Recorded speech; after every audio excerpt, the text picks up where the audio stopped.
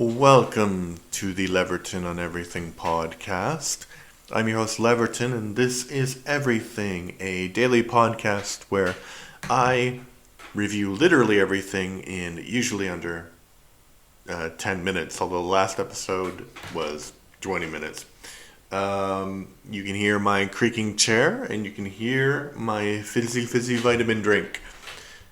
Today we're going to talk about Monique, Olivier, Accessory to Evil. I gave this one 3 out of 10 stars.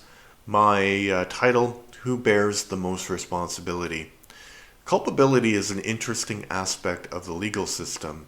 When a crime is committed and 2 people are involved, how can you separate one person's guilt from another? This documentary series is another in a long line of attempts to present horrifying crimes that end up somewhat glamorizing the perpetrators of those crimes. In this particular case, a woman and her husband go on a murder spree in France and Belgium. One of the potential victims escapes, and she is able to identify her attackers, and they both are arrested shortly thereafter. The question, though, is the man wholly responsible for his crimes, or was he like some kind of beast, fed and encouraged and manipulated by an evil woman? I don't think that the woman in this case is necessarily innocent.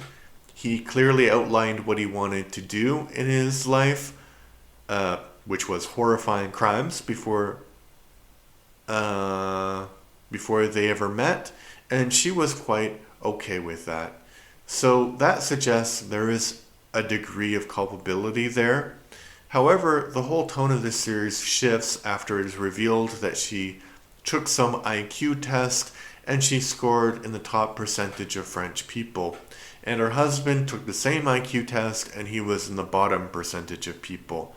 Then the narrative becomes that she is some sort of master manipulator and she is the one who is really guilty for these crimes that they both committed. But showing the IQ test, at least the examples that were shown in the documentary, reveals absolutely no connection to the crimes or the topic at hand.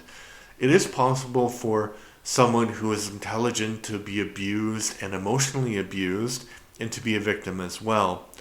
Not to say that she is, as I said before, completely innocent, but I doubt that she is a master manipulator when he was the one who murdered and did other horrible things to his victims. It's probably not worth your time watching this. One thing that is worth your time, I have a podcast called Death by Disney, where I review Disney movies chronologically. So please check that out. Bye.